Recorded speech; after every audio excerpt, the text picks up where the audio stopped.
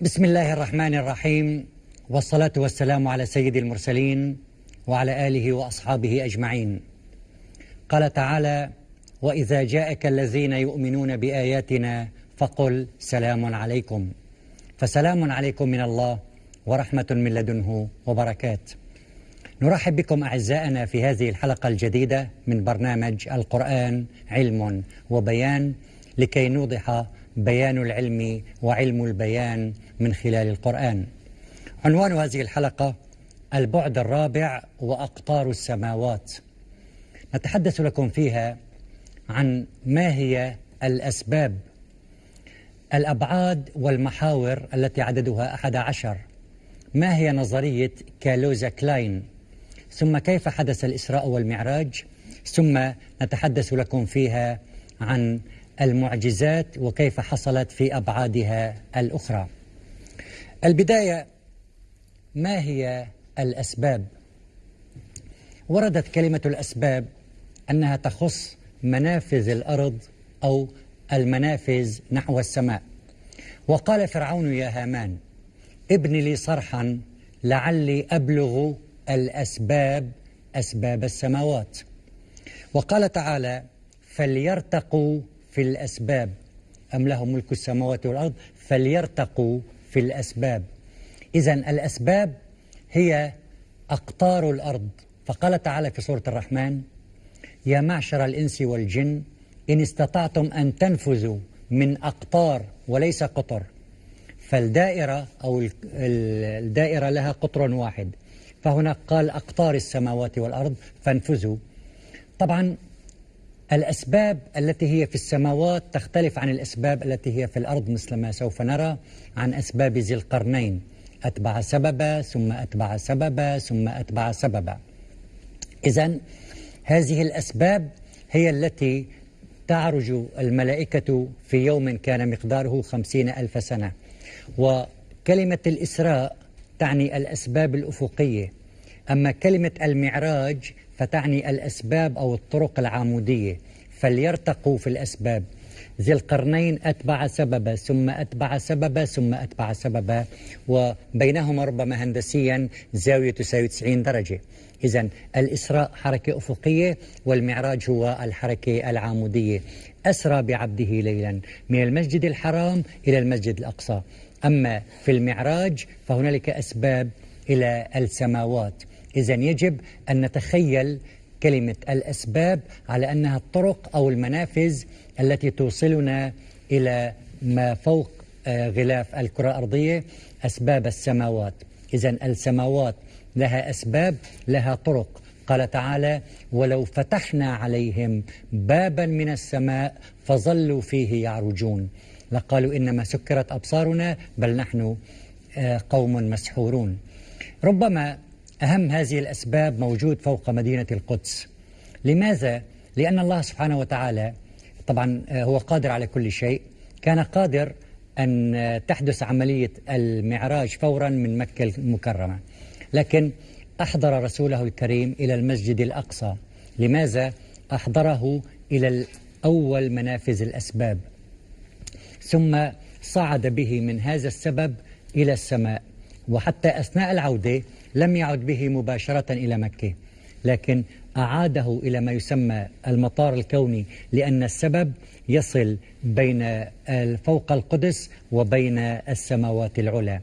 فعاد عن طريق هذه الأسباب إلى القدس ثم عاد إلى مكة المكرمة.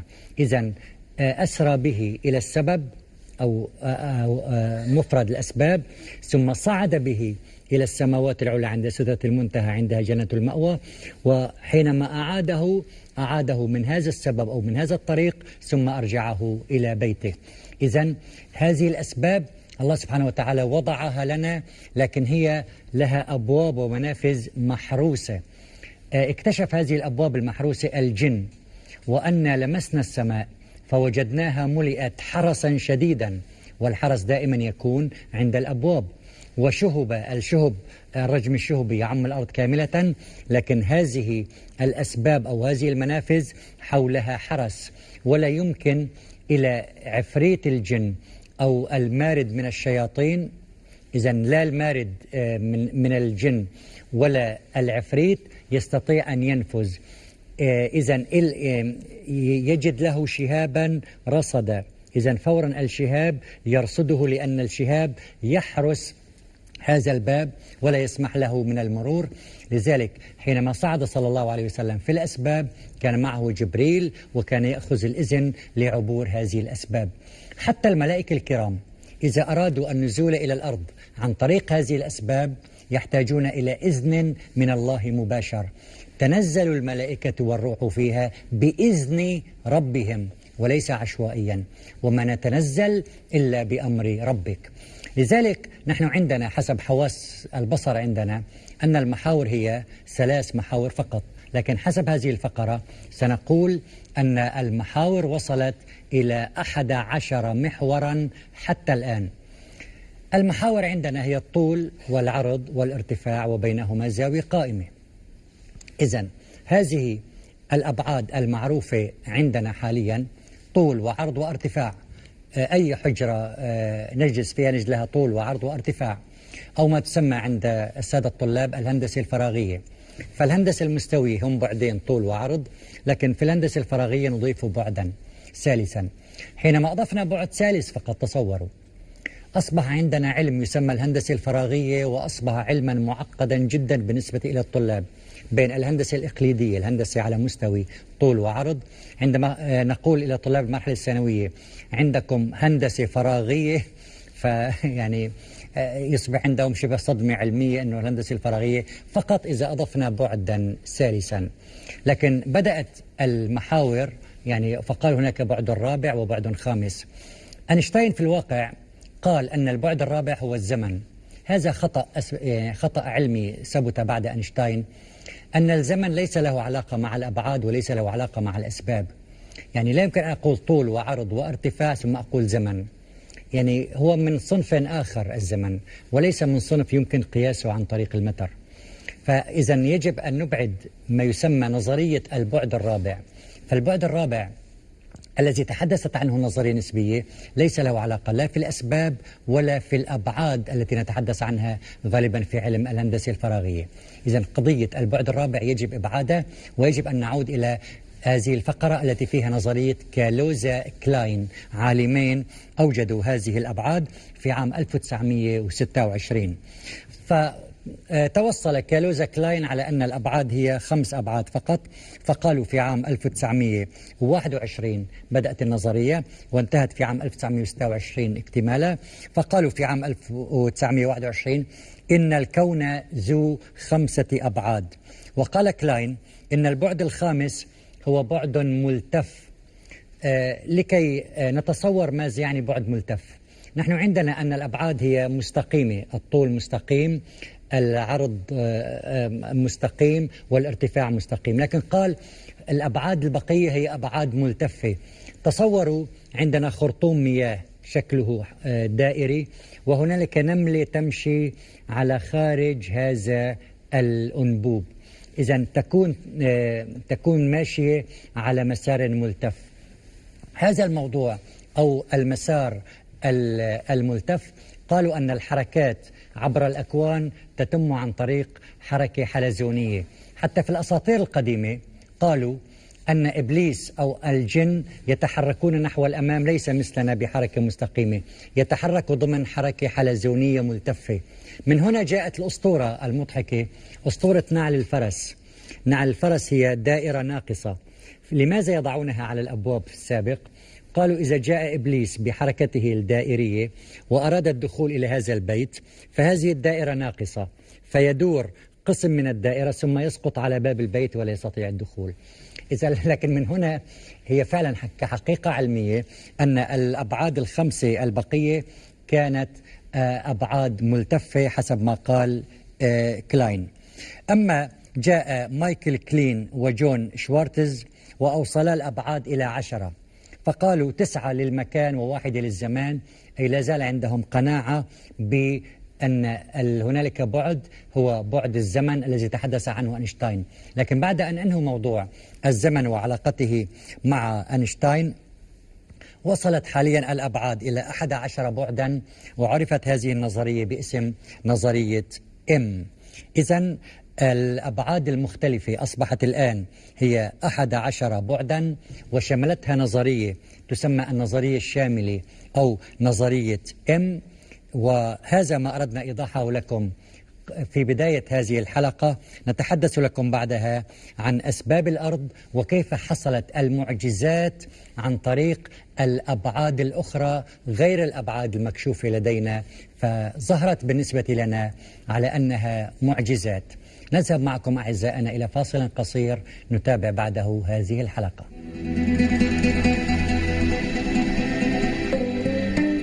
أهلا بكم أعزائنا من جديد. بعد أن تحدثنا عن أسباب السماوات وأوضحنا ما هو الإسراء وما هو المعراج، وأن الأبعاد قد وصلت عندنا الآن إلى 11 بعدا وليس 3 أبعاد، نتابع معكم الآن عن أسباب الأرض التي اتبعها ذي القرنين. قلنا السبب بمعنى الطريق أو الهدف أو المنفذ. بصراحة السبب هو المنفذ أي الممر الإجباري. فذي القرنين اتبع في الأرض 3 أسباب أو عبر من خلال 3 منافذ. المنفذ الأول أتبع سببا حتى إذا بلغ مغرب الشمس. إذن اتبع، فكان ذي القرنين في منطقة لها 3 أسباب أو 3 منافذ يمكن العبور منها، فربما كان ضمن منطقة جبلية فيها منافذ. هذه المنافذ في اللغة نسميها الشغور. الشغور هي المنفذ عن طريق الجبال. وهنالك مدينة في لبنان تسمى مشغرة، وكلمة مشغرة في اللغة العربية حينما نصيغ الكلمة على وزن مفعلة تدل على الكثرة. فالمكتبة المكان الكثير الكتب، المدرسة المكان الكثير الدراسة، المعركة المكان الكثير العراك. إذن سموها الشغور أو الشغر أو المشغرة. هذا المصطلح الذي أصبح عليه الآن متعارف بين الناس. بدل كلمة الأسباب بهذه الفقرة، بدل أسباب الأرض، قالوا أنها تسمى الشغور، وسقطت كلمة الأسباب من ذهن الناس. إذن ذي القرنين أتبع سببا، إذن اتبع منفذا أو شبه ممر إجباري حتى إذا بلغ مغرب الشمس، ثم أتبع سببا حتى إذا بلغ مطلع الشمس. إذن أتبع سببا آخر، عاد وأتبع سببا آخر فأوصله إلى مطلع الشمس. نلاحظ ربما والله أعلم أن هذا الموضوع يعطينا فكرة عن أنه سار بعكس الزمن. إذن سار إلى مغرب الشمس أولا ثم سار إلى مطلع الشمس. فهل يعني هذا الحدث الذي جاءنا عن طريق سورة الكهف، وسورة الكهف لها مدلول أيضا أعمق، فهل هذا يعني أو يعطينا فكرة عن الكهف في الزمن أو عملية الرجوع في الزمن؟ والله أعلم، هذا موضوع يحتاج إلى التفكير. لكن ثم أتبع سبب حتى إذا بلغ بين السدين. الملاحظ أن كلمة أنه بلغ بين سدين وأتبع سببا، واضح أن السبب يعني المنفذ. لذلك في هذه الفقرة ماذا يعني كلمة الثقب الدودي؟ فالثقب الدودي هو يعطي منفذ أو سبب بين عالم الحياة الدنيا وعالم الآخرة. إذن هو أيضا قلنا أنه عبارة عن منفذ يوصل إلى العالم الآخر، لكن عن طريق حاجز أو عن طريق برزخ. قال تعالى عن الأموات رحمهم الله أجمعين: ومن ورائهم برزخ. إذن عبروا هذا البرزخ أو عبروا هذا الحاجز، لكن يعبرونه عن طريق منفذ أو عن طريق سبب يتوفاكم ملك الموت الذي وكل بكم. إذن وتتم هذه الحركة عن طريق الثقب الدودي، لكن بحركة حلزونية ملتفة. ماذا يعني شريط موبيوس؟ وضع موبيوس عبارة عن شريط ورقي وسناه بشكل ثاني، أي جعله على شكل ما يسمى الانفينيتي أو اللانهاية، أو على شكل الرقم 8 في اللغة الإنجليزية. إذن إذا دار الإنسان على شكل رقم 8 فليس عنده لا بداية ولا نهاية، وسموها دائرة الانفينيتي أو اللانهاية. إذن أوجد موبيوس هذا الشريط ووضع عليه مجموعة من النملات. في الواقع قد يبدو أن النملات كلها على جانبين مختلفين من الشريط، لكن هم في الواقع على جانب واحد. لذلك قال تعالى صراحة عن السماء أنها ليست فراغ، قال هي عبارة عن نسيج كوني وفيه هذا الثقب الدودي، فقال والسماء ذات الحبك وجعلنا السماء سقفا محفوظا. إذن لا يمكن العبور إلى الجانب الآخر إلا عن طريق هذا الثقب الدودي الذي يوصل بخلال لحظات إلى موضوع العالم الآخر. بهذه الفقرة سوف نتحدث عن المعجزات التي جاء بها الرسل الكرام. قال تعالى صراحة عن عالمنا الأرضي، طبعا نحن متفقون أن الله على كل شيء قدير، لكن هو بمشيئته أراد أن لا يغير قوانين الأرض، فقال تعالى ولن تجد في عالم الأرض لسنة الله تبديلا ولن تجد لسنة الله تحويلا. إذن لا يغير القانون ولا يبدله، لكن والله أعلم أن الرسل الكرام قد حصلت معجزاتهم عن داخل الأبعاد الغير مرئية لنا، الطول والعرض والارتفاع. هي الأبعاد موجودة لكنها غير مرئية لنا، فبدأ الحدث بالنسبة لنا هو إعجاز، لكن الله وضع هذا العمل بضمن دائرة الأبعاد الأخرى. على سبيل المثال إبراهيم عليه السلام قال ربي أرني كيف تحيي الموتى، قال أولم تؤمن؟ قال بلى ولكن ليطمئن قلبي. نلاحظ القصة تقول خذ 4 من الطير صرهن إليك ثم قم بعملية التوزيع على الجبال ثم ادعوهن يأتينك سعيا. ربما الله سبحانه وتعالى جاءوه سعيا عن طريق هذه الأبعاد الأخرى، أي ما يسمى عندنا حاليا، طبعا ولله المثل الأعلى، حينما في البرامج الرياضية مثلا حين دخول الهدف تعيد الكاميرا الهدف بالشكل البطيء أو تعيده إلى الخلف.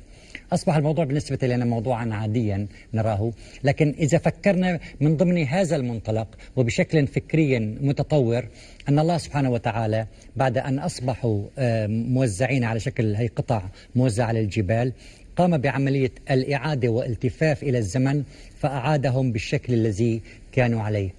قلنا هذه القاعدة موجودة عند الله سبحانه وتعالى، يوم نطوي السماء كطي السجل للكتب كما بدأنا أول خلق نعيده، أي عملية التفاف وإعادة إلى الزمن والذاكرة. ربما والله أعلم أنه يوم القيامة حينما سوف تعرض علينا أعمالنا كاملة سوف يتم عملية شريط الزمن بالكامل، فيقول لي انظر إلى هذه الأفعال التي عملتها، هذا شريطك من البداية إلى النهاية كعملية التفاف للزمن. وهذا ربما أوضحه ذي القرنين أنه بلغ مغرب الشمس ثم مطلع الشمس كما بدأنا أول خلق نعيده. إذن هذه العملية وهذه المعجزات عند إبراهيم أيضا مثل ما حصل مع القتيل عند بني إسرائيل في سورة البقرة. إذن من بعد أن ذبحوا البقرة قلنا اضربوه ببعضها كذلك يحيي الله الموتى. إذن عملية إعادة للزمن فأحيا القتيل وتحدث من هو القاتل. إذن القرآن الكريم مليء جدا بموضوع الأسباب والأبعاد والمحاور، وتحدث عن عودة الزمن وأعطانا الدليل القاطع الذي بدأ بالنسبة لنا فعلا هي حقيقة وهي معجزات كبرى. ومثال آخر وعلى السريع، حية موسى عصا أصبحت حية، الله قال له سنعيدها سيرتها الأولى. إذن دائما هنالك عملية إعادة. إذن طيور إبراهيم أصبحوا قطع مفرومة من اللحم وزعوا على الجبل فأعيدوا إلى حالتهم الأولى، ادعوهن يأتينك سعيا. عصا موسى عصا ثم أفعى ثم عصا سنعيدها سيرتها الأولى. واضمم يدك إلى جناحك تخرج بيضاء من غير سوء، بعد أن خرجت بيضاء أعيدت ثم عادت يد عادية. إذن هذه العملية عن طريق الأسباب وعن طريق الأبعاد الأخرى تعج بها آيات القرآن والقصص القرآني بهذا الرقي، فيجب أن ننظر إلى القرآن بهذه الشمولية وبهذا الوضوح، ليس فقط عبارة هذه الكلمة أو عبارة عن طريقة شرح الكلمات، لأنه كما قلنا أنه لا تنتهي عجائبه، فيجب عند دخولنا إلى القرآن وقراءة هذا القصص الذي أعطينا منه بعض الأمثلة أن ننظر إلى شمولية طبيعة العمل في الكون، وأننا أوتينا من العلم قليلا لأننا نعيش ضمن حيز مغلق ضمن 3 أبعاد فقط. يعني لم نستطع لحد الآن أن نتصور البعد الرابع، فكيف قال العلم أن عدد الأبعاد قد وصل إلى 11 بعد؟ ما أردنا إيضاحه أو إيصاله لكم من خلال هذه الحلقة أن هنالك أسباب للسماوات، أسباب للأرض، والسبب هو المنفذ في اللغة العربية، وهنالك ثقب دودي يوصل، دود يعني متحرك بين الحياة الدنيا والحياة الآخرة، وأن المعجزات التي حصلت مع رسل الكرام عليهم صلاة الله وسلامه أجمعين قد تمت عن طريق أبعاد أخرى، لكن حصلت ضمن أبعاد أخرى، الأبعاد موجودة، فبدت بالنسبة لنا معجزات أو فوق التصور العقل البشري لأننا محبوس ضمن 3 أبعاد. الفكرة على السريع، إذا قلنا إلى السمكة المحبوسة داخل الماء وداخل المحيطات، هنالك جبال وهنالك أشجار وهنالك وديان وهنالك شمس وهنالك قمر، يعني بالنسبة لها الموضوع مدهش. الحياة بالنسبة لها هي فقط عبارة عن ماء وطحالب وأكل أسماك. إذا نحن أوتينا من العلم قليلا، لماذا؟ لأننا محصورين ضمن حواس 5 نتلقى من خلالها ما يحيط بنا فيزيائيا، فقط معلوماتنا محصورة ضمن هذه الحواس التي مصممة أصلا على أبعاد 3. لكن من بعد عبورنا الحاجز إلى الآخرة أو عبورنا السبب، قال تعالى: فكشفنا عنك غطاءك فبصرك اليوم حديد، صيغة مبالغة من الحاد. هذا ما أردنا إيضاحه لكم، نأمل أن تكون قد عمت الفائدة، وصلى الله وسلم على خير مخلوقاته الذي صعد فرأى من آيات ربه الكبرى، ولكن ما زاغ البصر وما طغى، فرأى الأبعاد الأخرى وعاد ليقول لنا: أوتيت علوم الأولين والآخرين. وصلى الله عليه وسلم وعلى آله وصحبه أجمعين، وآخر دعوانا أن الحمد لله رب العالمين، وسلام من الله عليكم ورحمة من لدنه وبركات.